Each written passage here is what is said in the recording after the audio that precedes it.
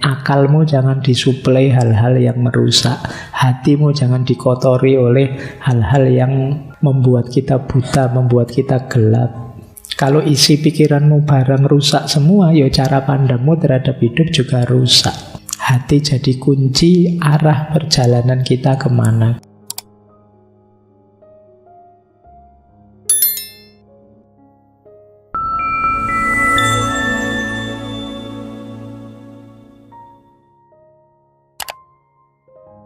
Assalamualaikum warahmatullahi wabarakatuh. Bismillahirrahmanirrahim. Jadi bahagia itu jangan hanya sekedar pokoknya saya ingin bahagia. Kita harus jelas dulu ingin bahagia yang apa.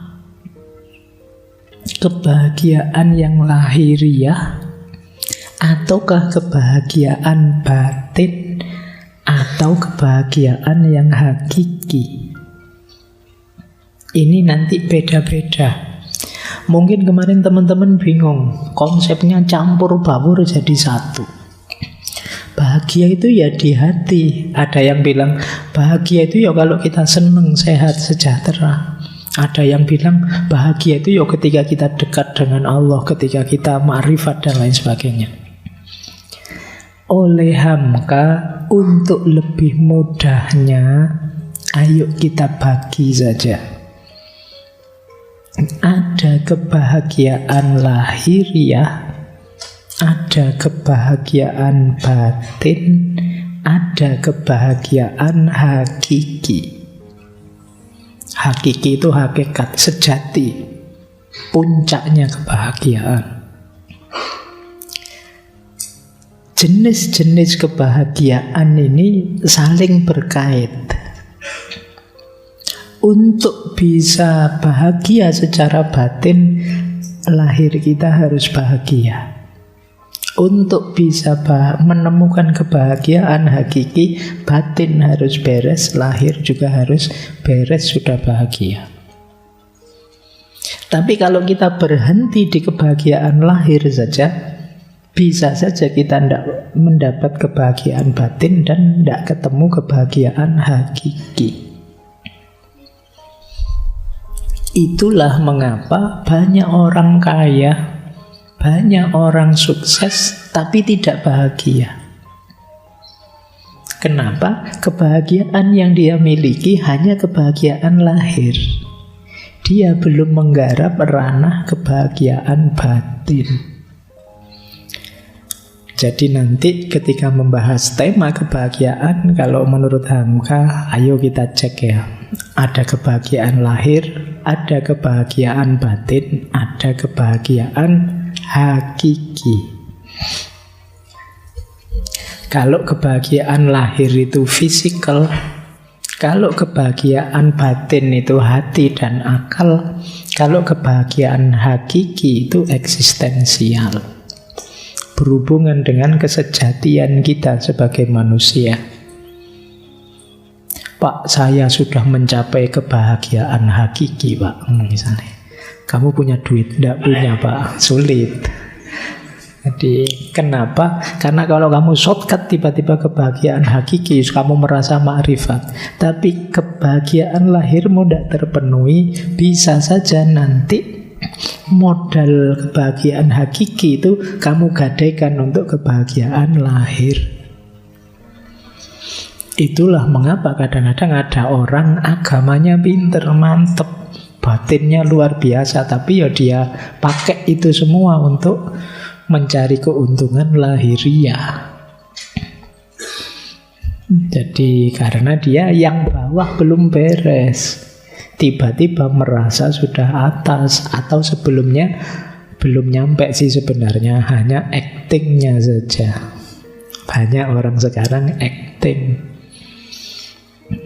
Ada yang acting jadi orang pinter, ada yang acting jadi ulama, ada yang acting, banyak orang acting. Kamu harus hati-hati hari ini.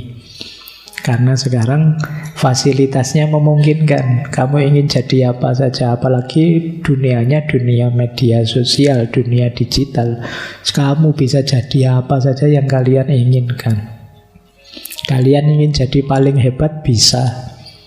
Kalau di dunia nyata pendiam, kalem, tapi begitu masuk dunia medsos gowanes, itu banyak yang kayak gitu. Jadi kamu bisa berubah 180 derajat. Kadang orang kaget, orangnya cuma kayak gini, tapi postingannya kan ngeri-ngeri, itu acting namanya. Nah, kebahagiaan juga begitu. Banyak orang yang acting bahagia, padahal dia bahagia bener apa enggak, hanya dia yang tahu. Baik, kita lanjutkan ya, karena masih agak panjang ini penjelasan-penjelasan beliau. Sekarang kita jelajahi jalan-jalan menuju kebahagiaan. Untuk menuju kebahagiaan, kita harus memperhatikan dua aspek. Yang pertama, aspek material dalam kehidupan kita. Yang kedua, aspek immateri. Yang pertama apa? Aspek materialnya. Syaratnya untuk kita bahagia nanti secara paripurna tuntas adalah sehat badan dan sehat jiwa. Sehat badan yang paling awal, karena kalau fisik kita tidak sehat, jiwa kita juga tidak akan optimal. Sepinter apapun misalnya, Pak, saya itu pinter loh Pak, akal saya itu buat mikir apa saja bisa, tapi kamu ringkih, gampang sakit, waktunya enak-enak ngomong malah batuk. Tidak sehat kan, tidak bisa optimal. Maka kesehatan nomor satu kalau kalian pengen bahagia. Sejak sekarang kamu rancang sendiri hidupmu biar kamu tetap sehat sampai besok. Sedahsyat apapun kamu, kalau sakit selesai sudah. Kamu sendiri yang ngatur ya hidupmu. Mungkin yang tiap hari melekan di kafe-kafe, mulai kamu manage. Hidupmu butuh istirahat. Meskipun bukan berarti istirahat terus. Ya, Pak, saya ini jaga kesehatan loh Pak. Saya tiap hari tidak ngapa-ngapain biar sehat itu ya berdoa. Jadi cari rumus sehat yang positif. Ya termasuk kesehatan jiwa. Kesehatan jiwa itu berarti kamu menjaga pikiranmu, menjaga hatimu. Kalau fisik tadi jangan dimasuki misalnya oleh makanan-makanan yang tidak bergizi, makanan-makanan yang mengacaukan kesehatan. Ya jiwa rohani juga begitu. Akalmu jangan disuplai hal-hal yang merusak. Hatimu jangan dikotori oleh hal-hal yang membuat kita buta, membuat kita gelap. Kalau isi pikiranmu barang rusak semua, ya cara pandangmu terhadap hidup juga rusak. Kalau hatimu gelap, hatimu sakit, ya hidupmu akan nabrak-nabrak. Karena hati itu kan yang mengorientasikan diri kita. Hati jadi kunci arah perjalanan kita kemana. Kalau akal itu kan dia menguatkan, mendukung atau melemahkan. Dua-duanya penting. Kalau ingin bahagia, sehat badan dan sehat jiwa jadi kunci. Seandainya semua hal beres, hanya kesehatan badan dan jiwa saja yang tidak beres, itu namanya tidak beres juga. Jadi jangan dikira kesehatan itu sepele. Apa sehat itu kan fisik saja. Iya, tapi tanpa itu hidupmu tidak akan bermakna. Jadi jaga kesehatan, makanya mensana, ya dalam tubuh yang sehat terdapat jiwa yang sehat. Maksudnya dalam pengertian seperti yang saya jelaskan tadi. Meskipun kalau dibalik juga bisa. Dalam jiwa yang sehat akan ada badan yang sehat. Jiwa sehat itu berarti kan berpikirnya jernih, hatinya juga terang. Kalau orang berpikirnya jernih, badannya mesti sehat. Kenapa? Dia tahu apa yang membuatku sehat dan harus aku lakukan, apa yang membuatku sakit dan harus aku jauhi. Nah, kok kamu ngaku pinter tapi tidak tahu caranya hidup sehat, ya berarti kamu kurang pinter. Jadi orang pinter itu ya tahu cara menjaga kesehatannya. Nah, jadi ini rumus pertama kalau ingin bahagia. Sehat jiwa, sehat raga. Kalau lagu Indonesia Raya itu kan bangunlah jiwanya, bangunlah badannya. Jadi dua-duanya harus bangun, harus sehat semuanya. Dan saling mempengaruhi. Tidak bisa sehat salah satu saja. Harus dua-duanya sehat. Sakit di salah satu, alamat yang lain terpengaruh. Baik. Di buku dijelaskan lebih detail oleh Hamka cara untuk kita meraih kebahagiaan jiwa itu ilmu dan melakukan hal-hal yang dapat menyucikan diri. Ini dulu pernah dijelaskan panjang lebar hubungannya ilmu dengan kebahagiaan waktu kita membahas Sokrates dan Plato. Karena ini termasuk yang diambil oleh Hamka bahwa orang bahagia itu ya kuncinya ilmu. Kok ada orang ilmunya tinggi tapi tidak bahagia, ya berarti dia sebenarnya belum terlalu tinggi ilmunya. Kalau sudah tinggi ilmunya, dia tahu caranya bahagia. Yang kedua, ini juga menarik. Kalau ingin bahagia, harus punya teman yang baik. Circle yang cocok, sederhananya itu. Kalau temanmu ngaco semua, ya sulit kamu bahagia. Kamu bisa terseret ngaco atau bertahan mati-matian biar tidak kacau dan energimu habis di situ. Jadi pokoknya saya tidak mau Pak, saya punya teman itu Pak hidupnya, saya tidak mau ikut-ikutan dia misalnya. Iya sih, kamu bisa begitu, tapi kalau tiap hari begitu, waktumu habis untuk bertahan. Kayak orang sepak bola ya, kalau waktumu habis untuk bertahan saja ya lama-lama mesti kebobolan. Jadi kalau memang sama sekali kamu tidak bisa melawan circlemu, ya minggir dulu. Jadi kalau lingkunganmu memang tidak mendukung pertumbuhanmu, minggir saja, tidak apa-apa. Karena kamu butuh teman yang baik untuk menularkan kebaikan pada dirimu. Makanya ada syair Jawa yang dulu dari Sunan Bonang itu, obatnya hati itu wong kang soleh kumpulono. Deket-deketlah dengan orang soleh, biar ketularan soleh, biar vibrasi dan frekuensimu nyambung dalam kesolehan.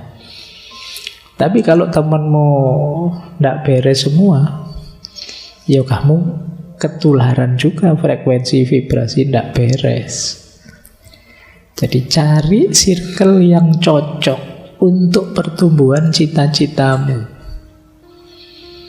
Kalau kamu pinginnya jadi pemain band, kan kamu harus deket-deket teman-teman yang senang musik. Kalau kamu pingin jadi apa, deket-deket dengan teman yang sesuai dengan apa keinginanmu tadi. Ini circle. Jadi cari teman yang baik, yang mendukung kebahagiaanmu. Jangan cari teman yang mengacaukan ritme hidupmu, apalagi yang benci kamu, apalagi yang dendam padamu, apalagi yang dengki padamu. Kamu tidak akan tenang hidupmu. Baik, jadi ini yang pertama ya, untuk bahagia, sehat jiwa raga, teman baik.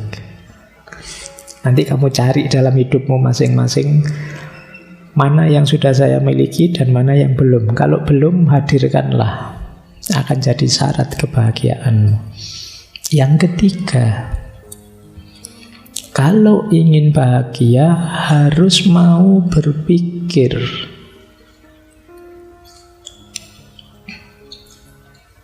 Ini kelihatannya simpel.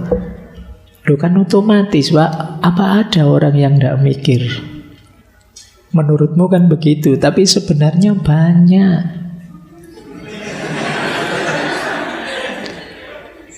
Iya, banyak orang yang tidak mau mikir.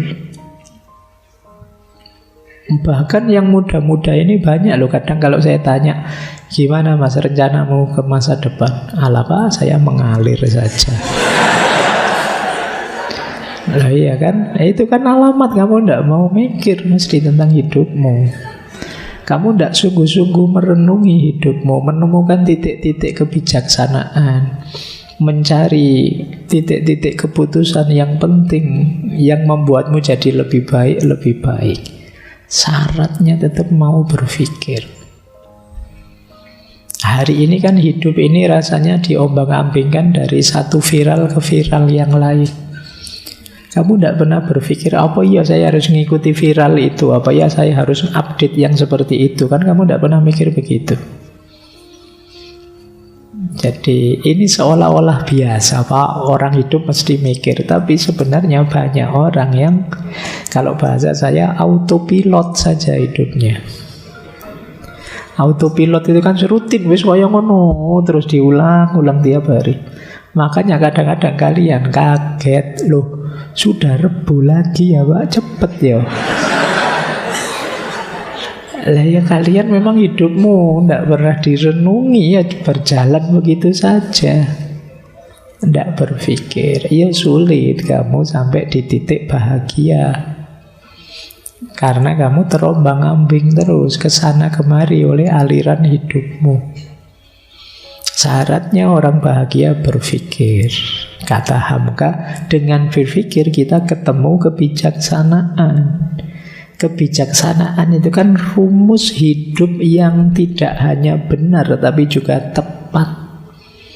Hidup yang tidak hanya benar tapi benar, kata orang Jawa. Itu kebijaksanaan. Tidak sekedar punya koleksi ilmu, tapi juga tahu bagaimana mengaplikasikannya sesuai ruang dan waktu yang tepat. Untuk sampai di titik-titik semacam ini, mau tidak mau kita harus berpikir. Itu kalau ditarik-tarik lebih jauh, berarti kamu harus belajar cara berpikir yang benar. Dan disiplin yang mengajari kita cara berpikir yang benar itu logika, ilmu mantek, adanya di filsafat. Sayangnya kadang-kadang filsafat kamu anggap haram. Sudah males mikir, filsafatnya haram, ya selesai.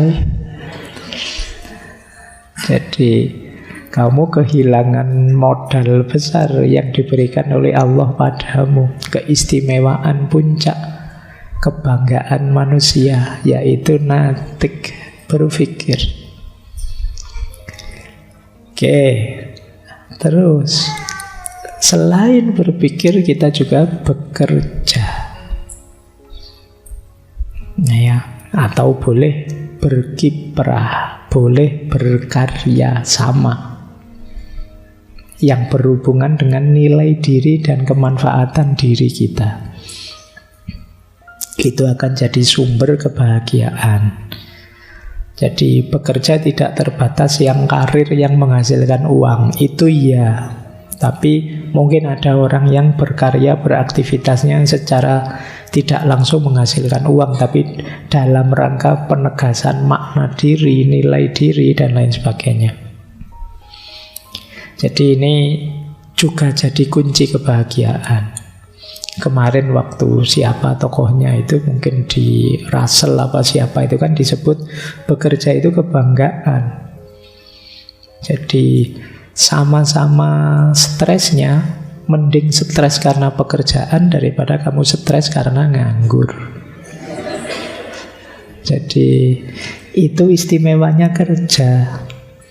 Dulu kita pernah membahas satu sesi itu kan tentang kerja, yang di situ disebut kerja itu rahmat, kerja itu ibadah, kerja itu amanah, kerja itu izzah, kemuliaan diri.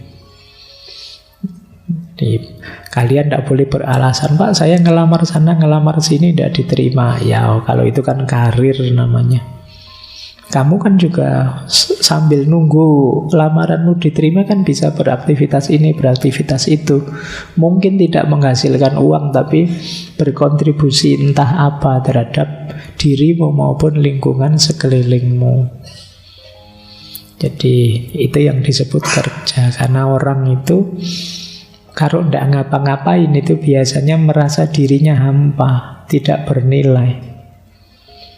Di antara krisis, kalau dalam psikologi itu ada namanya later life crisis. Later life crisis itu krisis usia-usia akhir.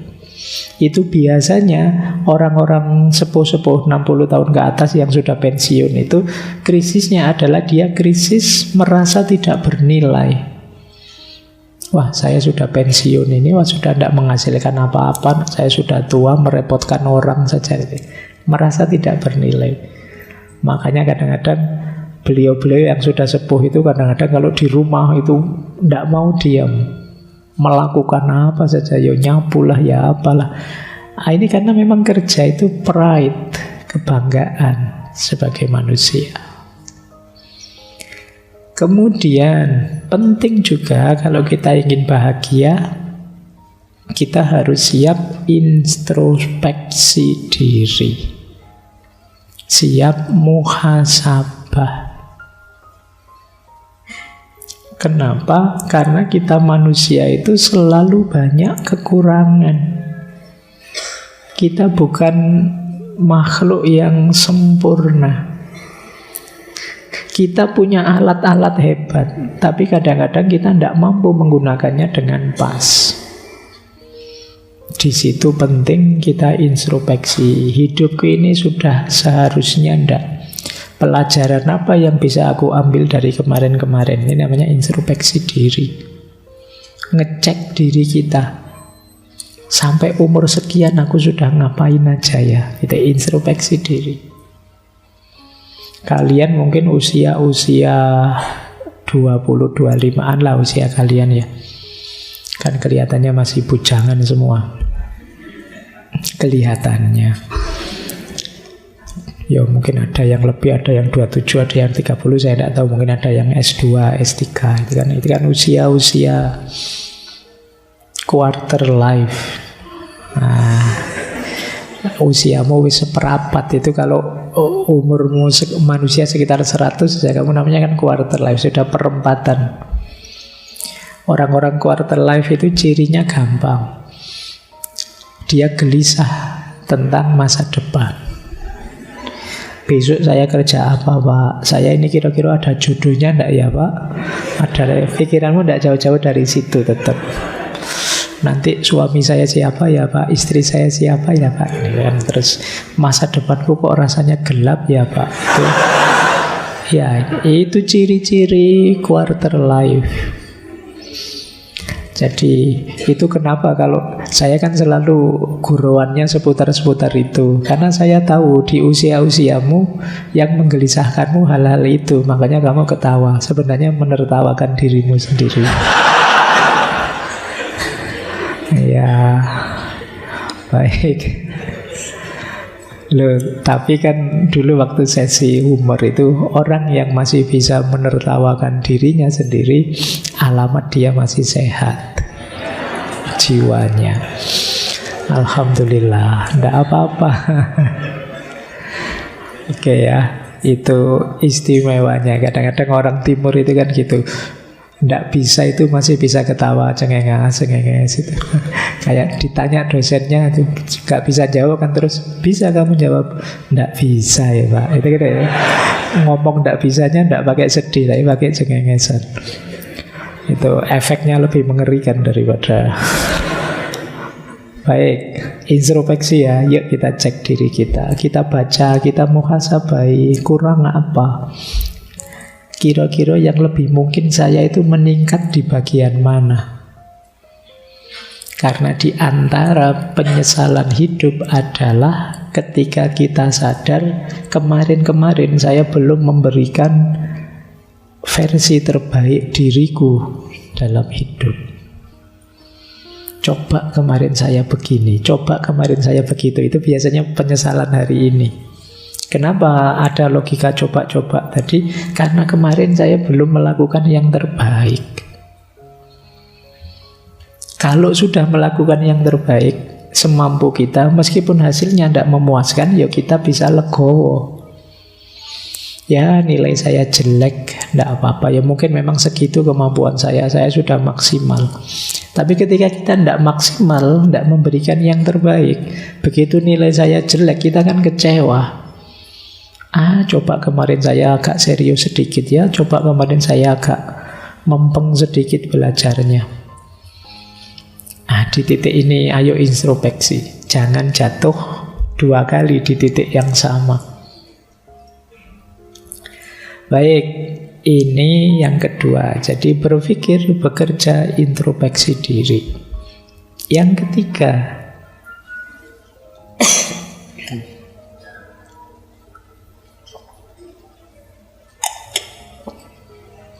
dalam aspek material kebahagiaan ada 2 karakter kunci kalau kita ingin bahagia.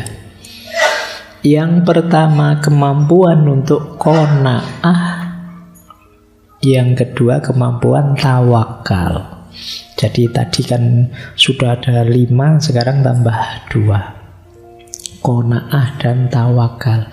Qanaah itu kemampuan kita untuk mencukupkan diri dengan apa yang kita punya. Jadi qanaah bukan berarti anti dunia. Qanaah itu sikap batin kita yang punya apa saja kita merasa cukup.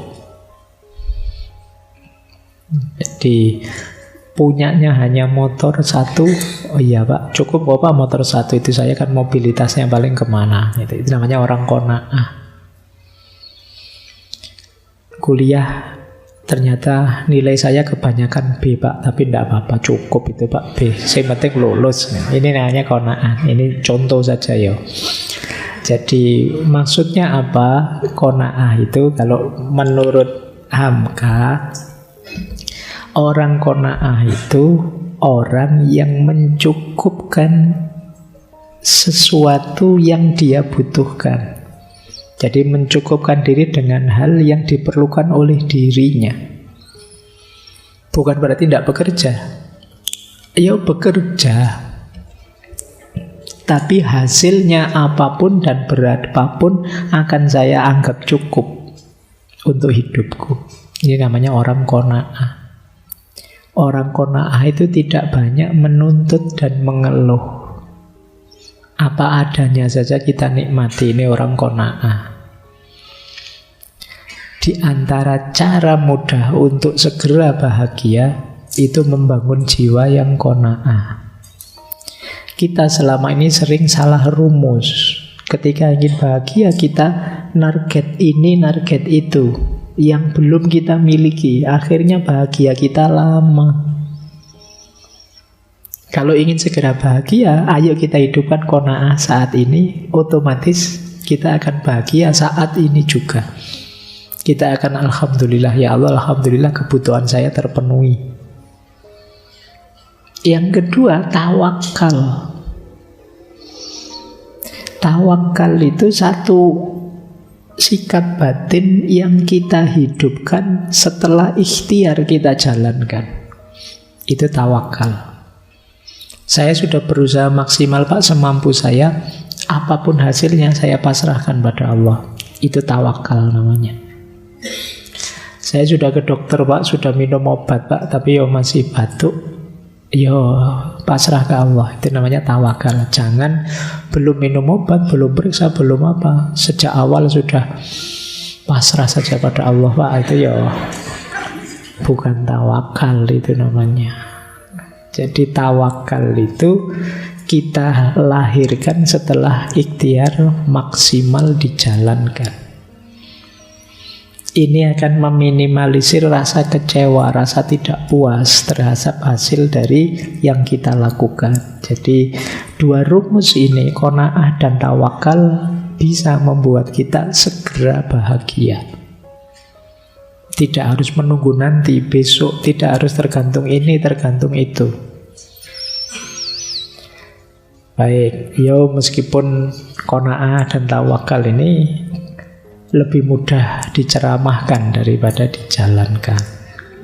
Karena tidak gampang kamu membentuk jiwa qanaah itu, apalagi yang muda-muda, cita-citanya masih panjang, keinginannya masih macam-macam.